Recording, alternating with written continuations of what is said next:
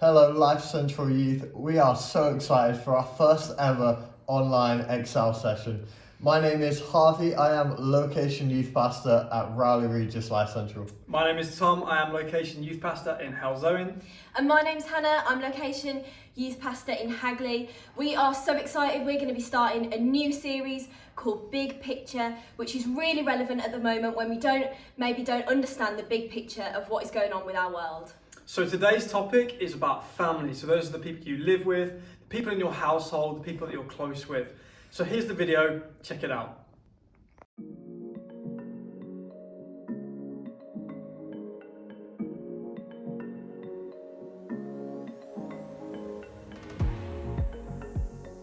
How many of you have heard of the phrase bigger picture? Have you ever thought about what exactly that means? Usually people say the phrase bigger picture when there's more to the story than we can actually see. And sometimes in our lives, it can be hard to see the bigger picture.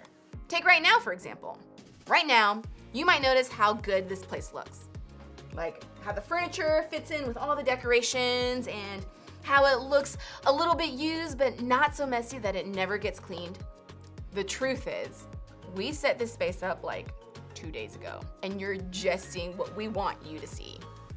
Behind the scenes, it becomes apparent that there's a lot of work and a lot of mess that goes into making you see what we really want you to see. If you could see the bigger picture, you'd realize just how unorganized a lot of this space is and kind of messy.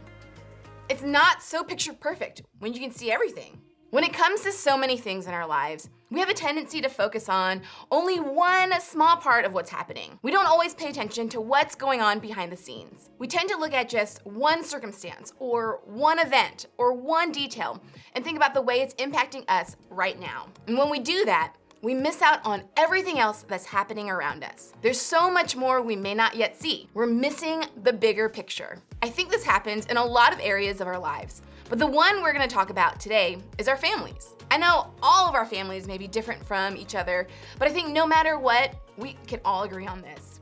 When it comes to our families, we tend to think we're the main character in the story. Think about it.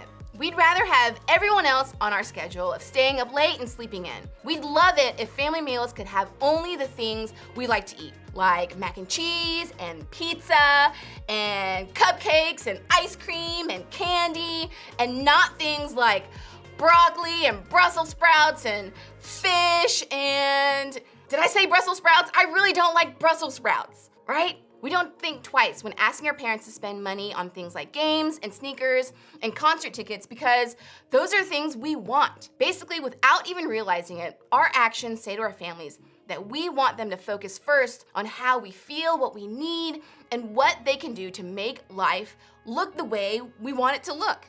Maybe in your family, things are a little different. Maybe all the attention actually is focused on you. Your parents are all up in your business. They want to know every detail of your life. Your grades are the most important, your activities are the biggest deal, and your feelings are the top priority of the conversation. It's all about what you're doing, how you're feeling, and what you're thinking. And honestly, it's just too much. Your family is driving you crazy with all the questions and conversations and attention.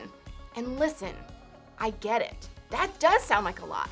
But can I just point out one thing?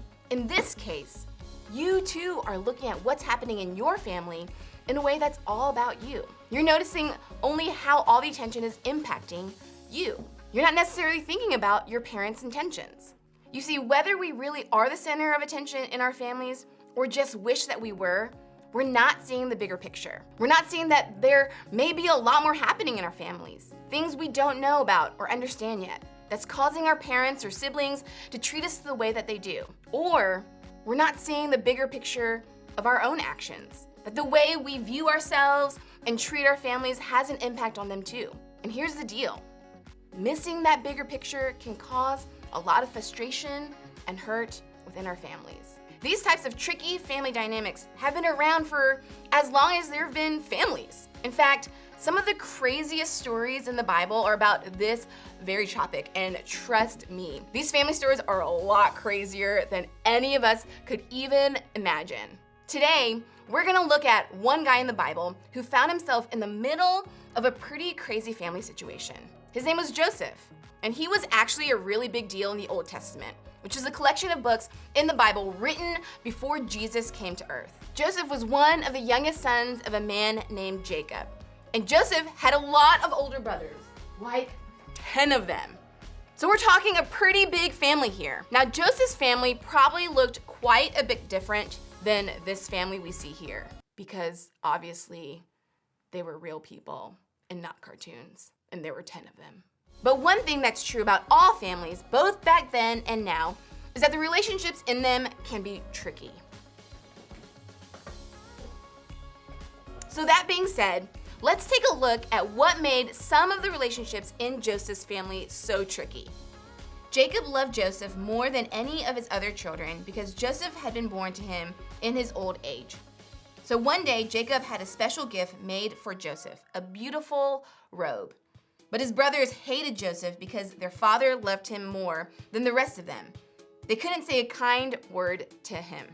So basically, Jacob loved Joseph more than all of his other children, and he did nothing to hide it. Jacob could have just said, "Hey, other sons, Joseph, Lucky Charms with marshmallows," or just the marshmallow part, really. And you guys are Brussels sprouts. I don't know about you, but if I were one of Joseph's brothers, I'd be super jealous. It's like Jacob gave Joseph the nicest, most expensive headphones that money could buy, and the brothers, nothing. Can you see how this might create some tension in their family? Well, what happened next only made matters worse. Take a look. One night, Joseph had a dream, and when he told his brothers about it, they hated him more than ever. "Listen to this dream," he said. "We were out in the field tying up bundles of grain. Suddenly, my bundle stood up, and your bundles all gathered around and bowed low before mine." If this dream sounds a little weird to you, it's because it is. It was a symbol implying that one day, Joseph's brothers would bow down to him. If one of your siblings came to you with a crazy dream, you'd probably just roll your eyes and move on. It's just a dream. But in this culture, dreams were a much bigger deal. They were actually believed to be predictions of the future. So when Joseph shared his dream about his brothers actually bowing down to him, they believed it was really going to happen. And as the passage tells us, hearing that made Joseph's brothers hate him even more. What's worse, in the next few verses, Joseph went on to share another dream he had. This time, where the stars and the moon and the sun bowed down to worship him. As you can probably guess, his brothers got even more irritated after hearing about this second dream. But what do dreams and all this family drama have to do with us? I think what we can learn from this story is this. When we can't see the bigger picture, we should remember the impact we have on our families. Scripture doesn't tell us what everyone in Joseph's family was thinking or feeling, but we can guess a lot based on their actions. It seems like everyone, Joseph, his brothers, even his dad, didn't notice how their actions affected each other. You could say they were missing some major self-awareness, and they definitely didn't see the bigger picture. All that combined caused a lot of conflict. Think about it. Jacob loved his son Joseph so much that he treated him differently than the rest of his brothers. Jacob didn't see the bigger picture, that he was causing a lot of tension and conflict between his sons. And Joseph's brothers weren't aware of the way their strong and harsh responses to Joseph impacted him. They were reacting to the hurt caused by their dad's favoritism of Joseph, but that didn't mean their treatment of Joseph didn't hurt him. Even Joseph struggled in the self-awareness department. He knew his brothers were jealous of the way their father loved and favored him. But still, Joseph came to them with not just one, but 2 dreams about how great he would be one day. He didn't see the bigger picture of how sharing those things might hurt his brothers even more. Everybody in this story was missing the bigger picture. They weren't paying attention to how they were negatively affecting their other family members. Honestly, I think that's true for a lot of the family tension and stress we experience. Typically, nobody's trying to be self-centered. We're simply trying to make sure that our needs are getting met. We're trying to make sure things go the way we want them to go. We're not trying to hurt anybody else. We're honestly not thinking about anybody else at all. But that's the problem. When we only think about ourselves, we miss the bigger picture. We miss the way our actions impact others. Maybe you feel like everyone else in your family isn't paying attention to how their actions impact you. Maybe your mom lied about something, or your dad left, or one of your siblings has hurt you repeatedly and without consequence. To you, I'd say this: there's more to those stories. The people who hurt you or your family they usually do that because somebody hurt them. They're reacting out of their own pain. Does that make what they did okay? Absolutely not. And I really encourage you to talk to someone you trust if you're being mistreated or harmed in some way. But it can help us see the bigger picture when it comes to the way we feel about them. Here's the point. When you can't see the bigger picture, remember the impact you have on your family. So many of us are hyper aware of the way our family affects us, but we're rarely aware of how we affect them. That's what happened with Joseph's story. And look how that turned out. Not so great. Everybody was upset. And as you'll see in later weeks, things got worse and worse before they got better.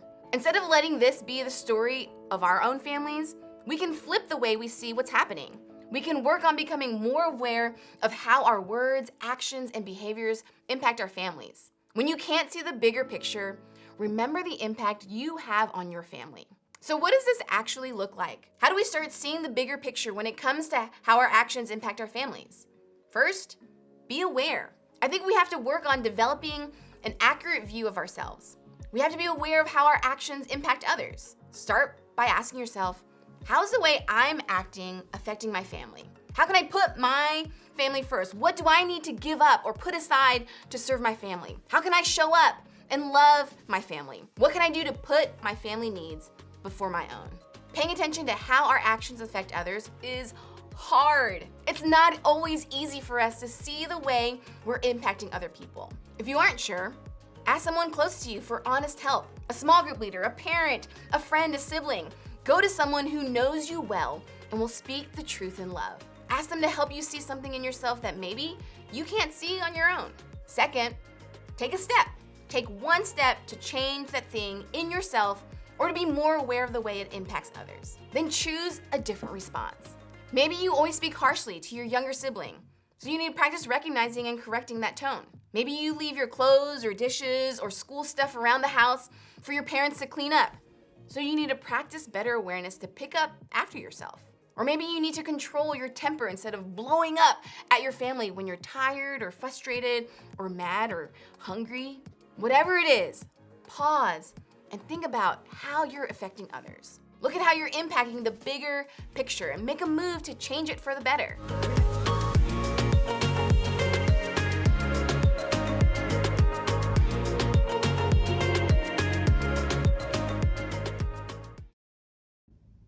So we hope you enjoyed that video. We hope you paid attention throughout. This is so important at the moment. You may have heard on the news, you probably have, that a lot of schools are going to be shutting. You're going to be spending a lot more time at home with the people in your household. So this is so important, what we've heard about in this video. So the bottom line of that video, just to remind you, was when we can't see the bigger picture, let's remember the impact we have on our family. Let's not just think about ourselves at this time, but think about the people around us too. So we have emailed you a set of questions all related to this video. We recommend that you spend maybe about 10 or 15 minutes on this. And so here is your first discussion starter. What is the weirdest dream you have ever had?